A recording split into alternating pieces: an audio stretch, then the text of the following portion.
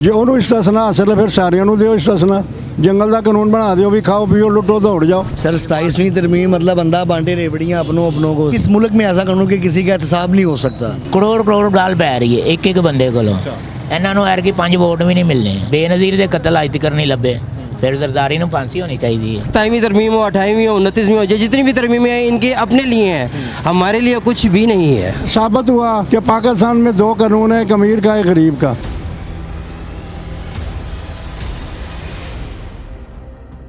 27वीं यानी तरमीम के हवाले से अवाम का मौक़िफ़ जानने के लिए इस वक्त मैं मौजूद हूँ अनारकली बाज़ार में। आइए अवाम से बात करते हैं और उनसे पूछते हैं कि वो इस बारे में क्या राय रखते हैं। ਜਿਹੜਾ ਸਦਰ ਹੋਏਗਾ ਉਹ ਤਾਹਯਾਤ ਉਹਨੂੰ ਇਸਤਸਨਾ ਹਾਸਲ ਹੈ, ਉਹਦੇ ਤੇ ਕੋਈ ਮੁਕੱਦਮਾ ਨਹੀਂ ਬਣੇਗਾ। ਇਹ ਤੇ ਦੇਖੋ ਨਾ ਗਲਤ ਹੈ ਨਾ। ਇਹ ਤੇ ਉਹਨੂੰ ਫਰੀ ਹੈਂਡ ਦੇ ਰਹੇ ਨੇ ਕਿ ਤੂੰ ਮੁਲਕ ਲੁੱਟ ਕੇ ਦੌੜ ਜਾ, ਤੈਨੂੰ ਕੋਈ ਗਿਰਫਤ ਨਹੀਂ ਗੀ, ਤੂੰ ਮਾਦਰ ਪਿਤਾ ਆਜ਼ਾਦ ਹੈ। ਜੋ ਕਾਨੂੰਨ ਹੀ ਦੇਖੋ ਆਮ ਸ਼ਹਿਰੀ ਜੁਰਮ ਕਰਦਾ ਉਹਨੂੰ ਇਸਤਸਨਾ ਹਾਸਲ ਨਹੀਂ ਗਾ, ਕਿਉਂ ਉਹਨੂੰ ਵੀ ਫਿਰ ਇਸਤਸਨਾ ਦਿਓ, ਮਾਫੀ ਦਿਓ, ਜੰਗਲ ਦਾ ਕਾਨੂੰਨ ਬਣਾ ਦਿਓ। ਇਹ ਤਾਂ ਜੰਗਲ ਦਾ ਕਾਨੂੰਨ ਹੈ ਨਾ। ਸਦਰ ਫਿਰ ਇਹਦਾ ਮਤਲਬ ਉਹਨੂੰ पूरा तुसी फ्री हैंड देता भी तू स्याह कर सफेद कर। यह ज्यादती है जो सजा एक आम शहरी को मिलती है, अगर वही जुर्म सदर कर रहे हैं उन्हें भी मिलनी चाहिए। साडा तो है कि इत्थे असीं तो हमेशा आवाम यही कहती है कि इत्थे 2 कानून ने, एक अमीर का एक गरीब का। मैं एक छोटी जी मिसाल देवां तुहानूं। नैब का जिहड़ा चेयरमैन सी साबका जस्टिस जवेद इकबाल, ਉਹਦੇ ਸੁਤੇਲੇ ਭਾਈ ਨੇ ਮਾਂ ਬਾਪ ਨੂੰ ਕਤਲ ਕਰਤਾ, ਨਸ਼ਈ ਸੀ। 1 ਘੰਟੇ ਪੁਲਿਸ ਨੇ ਟਰੇਸ ਕਰ ਲਿਆ। ਅੱਛਾ ਹਾਜੀ ਹਬੀਬੁਰ ਰਹਿਮਾਨ ਸਾਹਿਬ ਸਨ ਆਈਜੀ ਪੰਜਾਬ, ਪ੍ਰੈਸ ਕਾਨਫਰੰਸ ਹੋ ਰਹੀ ਹੈ। ਉਹਨਾਂ ਨੇ ਕਿਹਾ ਜੀ 352 ਮਰਡਰਡ ਬਲਾਈਂਡ ਕੇਸ ਨੇ ਪੰਜਾਬ, ਉਹਨਾਂ ਦਾ ਕੋਈ ਹੱਲ ਨਹੀਂ ਨਿਕਲਿਆ। ਪਤਾ ਹੀ ਨਹੀਂ ਗਾ ਕਿਉਂਕਿ ਉਹ ਹਾਜ਼ਰ ਸਰਵਿਸ ਜੱਜ ਸਨ। ਉਹਨਾਂ ਦੇ ਤੁਸੀਂ ਮਾਂ ਬਾਪ ਦੇ ਕਾਤਲ ਨੂੰ 1 ਘੰਟੇ ਹੀ ਟਰੇਸ ਕੀਤਾ, ਕਿਉਂ? फिर वो सहाफ़ी की जुर्रत से सलाम उन्हें 100 सहाफ़ियों ने कहा कि साबित हुआ कि पाकिस्तान में 2 कानून है, एक अमीर का एक गरीब का। लिहाजा तुम प्रैक्टिकल देखो हूँ एक कानून वो वास्ते बन गया। वो कई लुटेरा लुट पाओ जिन्नी मर्जी भी खाओ पियो दौड़ जाओ। ਜਿਹੜੇ ਸਿਆਸਤਦਾਨਾਂ ਉੱਤੇ ਮੁਕੱਦਮਾਤ ਝੂਠੇ ਬਣ ਜਾਂਦੇ ਨੇ, ਉਹਨਾਂ ਨੂੰ ਕਈ ਸਾਲ ਜੇਲ੍ਹ 'ਚ ਵੀ ਰਹਿਣਾ ਪੈਂਦਾ। ਜ਼ਰਦਾਰੀ ਸਾਹਿਬ ਨੂੰ ਵੀ ਜੇਲ੍ਹ 'ਚ ਰਹਿਣਾ ਪਿਆ। ਦੇਖੋ ਜੀ ਉਸ ਵਾਲੇ ਨਾਲ ਬਿਹਤਰ ਨਹੀਂ ਹੋਏਗਾ। ਦੇਖੋ ਜੀ ਮੇਰੀ ਗੱਲ ਸੁਣੋ, ਹੁਣ ਪਬਲਿਕ ਨੂੰ ਤਾਂ ਨਹੀਂ ਪਤਾ ਨਾ ਕਿ ਉਹ ਕੇਸ ਜਿਹੜੇ ਨੇ ਜੈਨਮਨ ਨੇ ਜਾਂ ਉਹਨਾਂ ਨੂੰ ਕੋਈ 2 ਨੰਬਰ ਬਣਾ ਕੇ ਅੰਦਰ ਦਿੱਤਾ। ਹੁਣ ਇਮਰਾਨ ਖਾਨ ਮੇਰਾ ਕੋਈ ਰਿਸ਼ਤੇਦਾਰ ਨਹੀਂ ਗਾ, ਗੱਲ ਨਿਊਟਰਲ ਕਰਨੀ ਹੈ। ਔਰ ਤਾਂ ਮੈਂ ਕਿਉਂਕਿ ਖੁਦ ਯੂਰਪ 'ਚ ਰਿਹਾ, ਜਰਮਨੀ, ਕੋਈ ਕੇਸ ਨਹੀਂ ਗਾ, ਨਾ ਉਹਨੇ ਕੋਈ ਪੈਸਾ ਖਾਧਾ ਨਾ ਕਰਪਸ਼ਨ। ਉਹ ਇਹਨਾਂ ਦੇ ਪਿੱਛੇ ਪਿਆ ਸੀ ਕਿ ਤੁਹਾਡੇ ਕੋਲ ਪੈਸਾ ਕਢਾ ਕੇ ਛੱਡਣਾ। ਸਦਰ ਬੁਸ਼ ਉਸ ਵਕਤ ਉਹਦੀਆਂ 2 ਬੱਚੀਆਂ, ਉਹ ਬਰਸਰ ਇਕਤਦਾਰ ਸੀ ਸਦਰ ਬੁਸ਼, ਉਹਦੀਆਂ 2 ਬੱਚੀਆਂ ਡਰਾਈਵਿੰਗ ਕਰ ਰਹੀਆਂ ਰਾਤ 2 ਵਜੇ, ਇਸ਼ਾਰਾ ਕ੍ਰਾਸ ਕਰਕੇ ਨਿਕਲ ਗਈਆਂ। ਹਾਈਵੇ ਨੇ ਰੋਕ ਲਿਆ, ਲਿਆਓ ਜੀ $20 ਜੁਰਮਾਨਾ। ਉਹਨਾਂ ਬੱਚੀਆਂ ਨੇ ਫੋਨ 'ਤੇ ਇਹ ਨਹੀਂ ਕਿਹਾ ਜੀ ਮੇਰੇ ਅੱਬਾ ਜੀ ਨਾਲ ਗੱਲ ਕਰੋ ਜਿਹੜੇ ਮੌਜੂਦਾ ਸਦਰ ਨੇ ਅਮਰੀਕਾ ਦੇ। ਕਿਉਂ? ਬੱਚਿਆਂ ਨੂੰ ਪਤਾ ਸੀ ਜੋ ਸੀ ਕਾਨੂੰਨ ਤੋੜਿਆ, ਜੋ ਜੁਰਮ ਕੀਤਾ ਸਜ਼ਾ ਮਿਲਣੀ ਹੈ, ਜੁਰਮਾਨਾ ਹੋਣਾ। ਜਿਸ ਤਰ੍ਹਾਂ ਪਬਲਿਕ ਨੂੰ ਵੀ ਇਸ ਤਰ੍ਹਾਂ ਦਾ ਸਿਸਟਮ ਖੁਦਾ ਕਰੇ ਇੱਥੇ ਵੀ ਆ ਜਾਏ। ਇੱਥੇ ਮਖਦੂਮ ਸਾਲੇ ਆਜ਼ਾਦ ਦੀ ਮੈਂ ਹੁਣ ਗੱਲ ਕਰਨਾ। ਮੁਸ਼ਰਫ ਦਾ ਦੌਰ ਆਇਆ, ਬਿਜਲੀ ਚੋਰੀ ਕੁੰਡੀ ਪਾਈ ਸੀ, ਫੜੇ ਗਏ। ਕਹਿੰਦਾ ਜੀ ਮੈਂ ਤਾਂ ਇਲਾਜ ਲਵਾਂ, ਮੈਨੂੰ ਪਤਾ ਹੀ ਨਹੀਂ ਮੇਰੇ ਮਜ਼ਾਰਿਆਂ ਨੇ ਕੰਮ ਪਾਇਆ। साफ़ी ने कहा जी इस पर आप इस्तीफ़ा देंगे? कहता इसके इस्तीफ़े का मेरी कुंडी डालने से क्या ताल्लुक है? डिक्टेशन बिल जो मुझे पड़ेगा वो मैं पे कर दूंगा, इस्तीफ़े की बात ना करें। चाइना जो एक्सीडेंट होता है रेल का, वज़ीर रेलवे घर बैठा है, ਉਹਦਾ ना कोई कसूर, ना ਉਹਦੀ कोई गलती, ना उन्हें कोई कांटा बदलिया, सुबह उठ के इस्तीफ़ा दे दिता। एक बंदा सिर्फ मरे एक्सीडेंट। इस तरह का कानून इत्थे भी होवे। ਅਸੀਂ भी इंसान है, जे ਉਹਨੂੰ ਇਸਤਸਨਾ ਹਾਸਲ ਫਿਰ ਸਾਰਿਆਂ ਨੂੰ ਦਿਓ ਇਸਤਸਨਾ। ਜੰਗਲ ਦਾ ਕਾਨੂੰਨ ਬਣਾ ਦਿਓ ਵੀ ਖਾਓ ਪੀਓ ਲੁੱਟੋ ਦੌੜ ਜਾਓ। ਵਿਲੀ ਬ੍ਰਾਂਡ ਸੀ ਜਰਮਨ ਦਾ ਚਾਂਸਲਰ, ਉਹਨਾਂ ਦੀ ਏਜੰਸੀਆਂ ਨੇ ਫੜਿਆ ਉਹਨੂੰ, ਉਹਦੀ ਪੋਲੀਟੀਕਲ ਸੈਕਟਰੀ ਨੂੰ। ਉਹਨਾਂ ਨੇ ਉਹਦੇ ਇਲਮ 'ਚ ਲਿਆਂਦੀ ਗੱਲ ਕਿ 3 ਸਾਲ ਤੋਂ ਤੁਹਾਡੇ ਨਾਲ ਅਟੈਚ ਹੈ ਤੁਹਾਡੀ ਪੋਲੀਟੀਕਲ ਸੈਕਟਰੀ, ਤੁਹਾਨੂੰ ਨਹੀਂ ਪਤਾ ਜਾਸੂਸ ਹੈ ਰਸ਼ੀਆ ਦੀ। ਘੰਟੇ ਬਾਅਦ ਵਿਲੀ ਬ੍ਰਾਂਡ ਸਾਹਿਬ TV 'ਤੇ ਆਏ। ਮੈਂ ਉਦੋਂ ਉੱਥੇ ਹੀ ਸਾਂ ਜਰਮਨੀ ਜਦੋਂ ਦਾ ਵਾਕਿਆ। ਕੌਮ ਨੂੰ ਸਲਾਮ ਕੀਤਾ। ਉਹਦੇ ਹੱਕ 'ਚ ਬੇਸ਼ੁਮਾਰ ਰੈਲੀਆਂ ਨਿਕਲੀਆਂ, ਬੇਸ਼ੁਮਾਰ ਕਿ ਨਾ ਜਾਓ ਨਾ ਜਾਓ। ਉਹਨੇ ਕਿਹਾ ਨਹੀਂ, ਮੈਂ ਇਸ ਕਾਬਲ ਹੀ ਨਹੀਂ ਗਾ ਕਿ ਮੈਂ ਐਡੀ ਵੱਡੀ ਗਲਤੀ ਕੀਤੀ। ਪਿਛਲੇ ਦਿਨਾਂ 'ਚ ਮੈਂ ਸੁਣ ਰਿਹਾ ਸਾਂ ਕਿ ਲੰਦਨ ਦਾ ਨਿਗਰਾਨ ਕੋਈ ਵਜ਼ੀਰ ਹੈ, ਪਤਾ ਨਹੀਂ ਵਜ਼ੀਰ ਆਜ਼ਮ, ਉਹਨੇ ਟੈਕਸ ਨਹੀਂ ਦਿੱਤਾ। ਅੱਛਾ ਉਹਨੇ ਤਸਲੀਮ ਕੀਤਾ ਜੀ ਮੈਂ ਵਾਕਈ ਜ਼ਿਆਦਤੀ ਕੀਤੀ ਹੈ ਖਜ਼ਾਨੇ ਨਾਲ ਕਿ ਮੈਂ ਟੈਕਸ ਨਹੀਂ ਜਮ੍ਹਾਂ ਕਰਾਇਆ। ਐਨੀ ਗੱਲ ਤੋਂ ਅਸਤੀਫਾ ਦੇ ਕੇ ਸਦਾਰਤ ਤੋਂ ਪਿੱਛੇ ਹਟ ਗਿਆ। ਇੱਥੇ ਇਸ ਤਰ੍ਹਾਂ ਦਾ ਕਾਨੂੰਨ ਅਸੀਂ ਤਾਂ ਦੁਆ ਕਰਨੇ ਯਾ ਅੱਲਾ ਇੱਥੇ ਇਸ ਤਰ੍ਹਾਂ ਦਾ ਕਾਨੂੰਨ ਆਵੇ ਜਿਹੜਾ ਯਕਸਾਂ ਹੋਵੇ ਸਾਰਿਆਂ 'ਚ। ਇਸਤਿਸਨਾ ਹੋਵੇ ਫਿਰ ਸਾਰਿਆਂ ਨੂੰ ਦਿਓ, ਜਿਹਨੂੰ ਜੋ ਮਿਲਦਾ ਲੁੱਟ ਕੇ ਖਾਈ ਜਾਓ। ਫਿਰ ਜਦ ਗ੍ਰਿਫਤੀ ਨਹੀਂ ਜੰਗਲ ਦਾ ਕਾਨੂੰਨ ਹੋਏਗਾ ਫਿਰ ਐਸੇ ਤਰ੍ਹਾਂ ਹੀ ਹੈ। ਕਿਆ ਸਦਰ ਇਨਸਾਨ ਹੈ, ਬਾਕੀ ਇਨਸਾਨ ਨਹੀਂ, ਪਾਕਿਸਤਾਨ ਦੇ ਸ਼ਹਿਰੀ, ਉਹਨਾਂ ਨੂੰ ਵੀ ਹੱਕ ਦਿਓ। ਫਿਰ ਉਹ ਵੀ ਖਾਣ ਪੀਣ ਲੁੱਟਣ ਦੇ ਦੌੜ ਜਾਣ।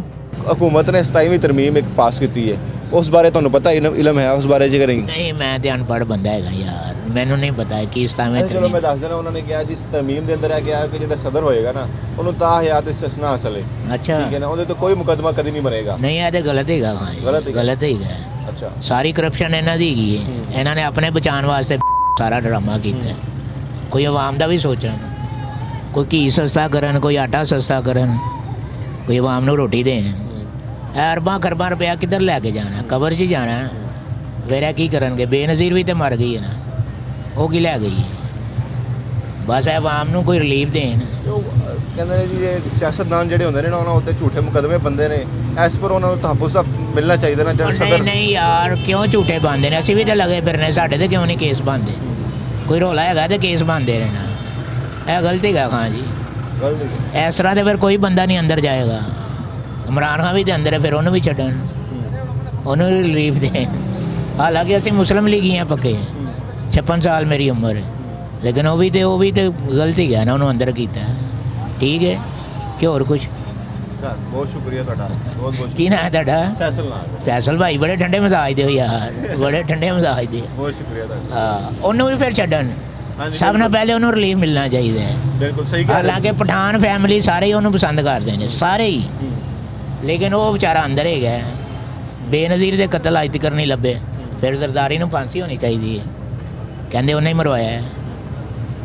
ਬਸ ਕਿ ਹੋਰ ਤੁਸੀਂ ਸਾਰਾ ਦਿਨ ਲੋਕਾਂ ਨੂੰ ਲੈ ਕੇ ਜਾਂਦੇ ਹੋ, ਛੱਡਣ ਜਾਂਦੇ ਹੋ ਕਿ ਅਰਸਾ ਹੋ ਗਿਆ ਤੁਹਾਨੂੰ ਇਹ ਕੰਮ ਕਰਦੇ? ਮੈਨੂੰ 35 ਸਾਲ ਹੋ ਗਏ ਨੇ। 35 ਸਾਲ ਇਹ ਕੰਮ ਕਰਦੇ ਹੋ? ਹਾਂਜੀ ਜ਼ਾਹਿਰ ਗੱਲ ਹੈ ਹਰ ਤਰ੍ਹਾਂ ਦੇ ਲੋਕ ਤੁਹਾਨੂੰ ਮਿਲਦੇ ਹੋਣਗੇ। ਹਾਂਜੀ ਹਾਂਜੀ ਹਾਂਜੀ। ਲੋਕਾਂ ਦਾ ਕੀ ਤੁਹਾਨੂੰ ਮੌਕਫ ਨਜ਼ਰ ਆਉਂਦਾ ਹੈ ਇਸ ਹਕੂਮਤ ਦੇ ਬਾਰੇ 'ਚ? ਕੀ ਸੋਚਦੇ ਨੇ? ਨਹੀਂ, ਹੁਣ ਤੇ ਬੜੀਆਂ ਗਾਲਾਂ ਪੈ ਰਹੀਆਂ ਜੀ, ਕਰੋੜ ਗਾਲ ਪੈ ਰਹੀ ਹੈ ਇੱਕ ਬੰਦੇ ਕੋਲੋਂ। ਇਹਨਾਂ ਨੂੰ ਐਰ ਕੀ 5 ਵੋਟ ਵੀ ਨਹੀਂ ਮਿਲਨੇ। ਅੱਛਾ ਕਰਦੇ ਉਹ ਅੱਛਾ ਰਹੇ ਨੇ, ਲੇਕਿਨ ਜਿਹੜੇ ਇਹ ਫੱਟੇ ਚੁਕਾਓ, ਰੇੜੀਆਂ ਚੁਕਾਓ, ਜ਼ੁਲਮ ਕਰੋ, ਲੋਕੀ ਵਿਚਾਰੇ ਖੁਦਕਸ਼ੀਆਂ ਕਰਨ ਦੇ ਮਜਬੂਰ। ਇਹਨਾਂ ਨੂੰ ਗਿਣਤੀ ਦੇ 500 ਵੋਟ ਨਹੀਂ ਪੈਣੇ। ਕੋਈ ਹੋਰ ਹੀ ਲੀਡਰ ਆਏਗਾ ਅੱਗੇ।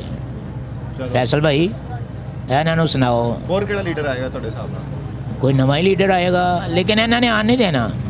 ਇਹ ਬੜੀ ਵੱਡੀ ਫੈਮਿਲੀ ਜ਼ਿਆਦਾ ਦੌਰ 'ਤੇ ਆ ਰਹੇ ਨੇ, ਨਵਾਜ਼ ਸ਼ਰੀਫ, ਸ਼ਬਾਜ਼ ਸ਼ਰੀਫ ਬ੍ਰਾਂਡ ਹੈਗੇ ਨੇ, ਲੇਕਿन होना चाहिए कुछ चेंज यार। सर 27वीं तरमीम मतलब अंधा बांटे रेवड़ियाँ अपनों को सर, मतलब आवाम की राय का कोई वो नहीं है।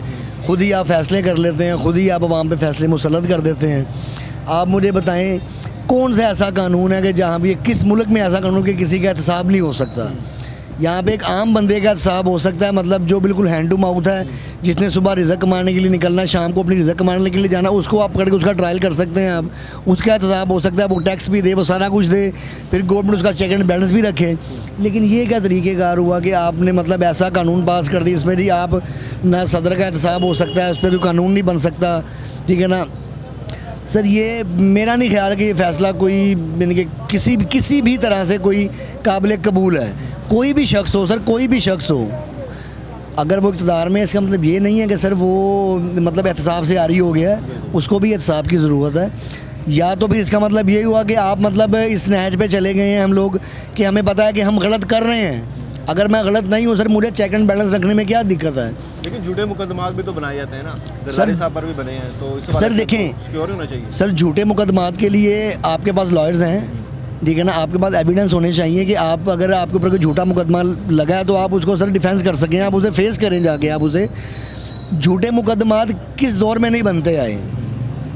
अच्छा चलें, आपकी बात मैं बड़ी करता हूँ, झूठे मुकदमात सिर्फ सदर पे और फील्ड मार्शल पे या वज़ीर आज़म पे बन रहे हैं, आप पे या मुझ पे नहीं बन सकता झूठा मुकदमा कोई? बनते हैं, वहाँ पर भी बनते हैं। तो सर फिर सबके लिए फिर किसी का भी हिसाब नहीं होना चाहिए। फिर ये अगर इस आड़ में आप अगर कहें ना कि झूठे मुकदमात बनते हैं, इस बेस पे हमने ये तरमीम पास की है, तो सर ये बिल्कुल इलॉजिकल सी बात है, क्योंकि झूठा मुकदमा किसी पे भी बन सकता है। और सर अगर आप झूठे नहीं हैं, तो आपको किस बात का डर है?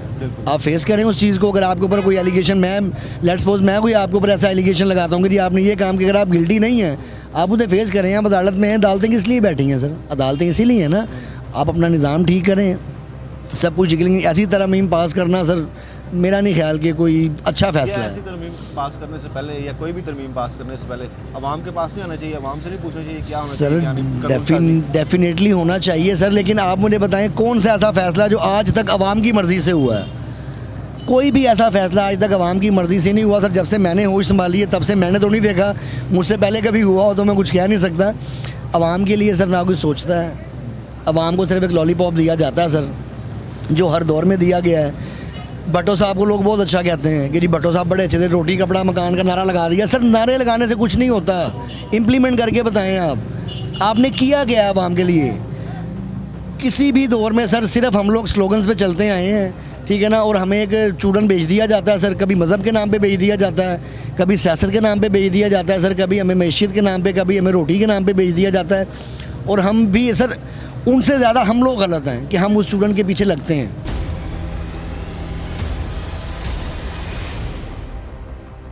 अगर एक स्कूल का टीचर है ना उसकी भी वैल्यू है, तो जो हमारे मुल्क का सदर है उसकी भी वैल्यू है, चाहे वो ज़ायद है बकर है जो भी है, हमारे लिए जो है ना सारा आंखों पे है, क्योंकि हम उनके बगैर नहीं चल सकते, वो हमारे बगैर नहीं चल सकते।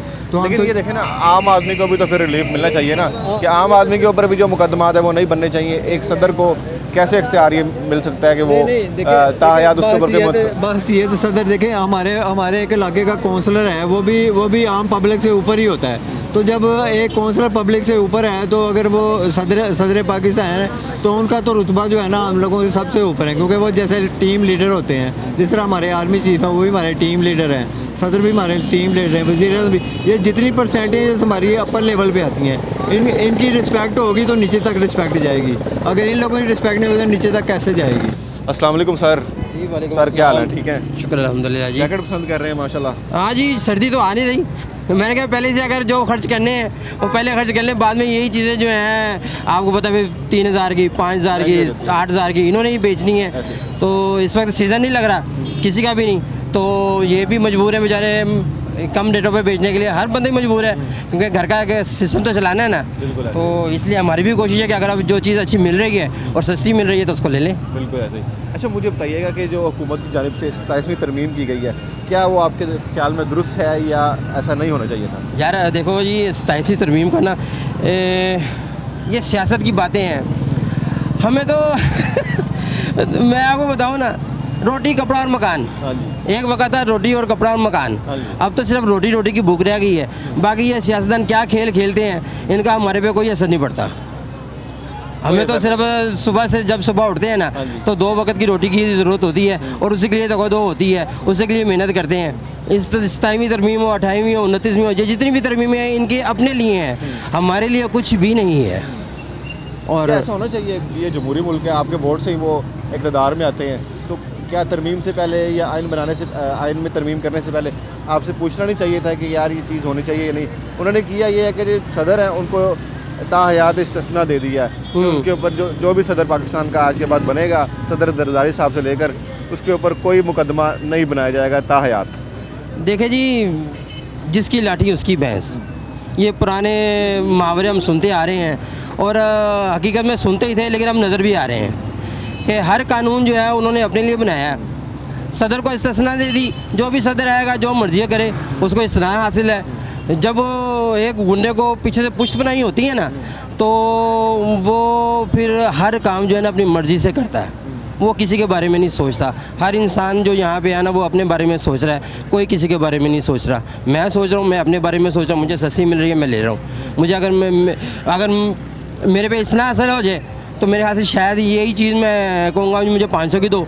नहीं फिर तो आप तो छीन के ले लेंगे ना? मैं छीन के भी ले लूँगा ना, क्यों? मेरे पे कुछ है ही कुछ नहीं, मेरे पे कोई कानून लागू नहीं हो रहा। जब मेरे पे कानून लागू नहीं हो रहा तो मेरी मर्ज़ी और मेरी मनमानी यही चीज़ें चलनी हैं, लेकिन आवाम के लिए कुछ भी नहीं है। बहुत बहुत शुक्रिया बहुत जी आपका। शुक्रिया। जी नाज़रीन, आपने देखा कि जो अवाम है, लाहौरिया जो हैं, वो क्या कहते हैं 27वीं यानी तरमीम के हवाले से। आपकी इस हवाले से क्या राय है, ये भी हमें कमेंट्स के ज़रिए बताइएगा। मिलेंगे किसी और वीडियो के साथ, तब तक के लिए अल्लाह हाफ़िज़। Talkies live like share subscribe कीजिए, क्योंकि सच वही जो हम बोले। Talk is live.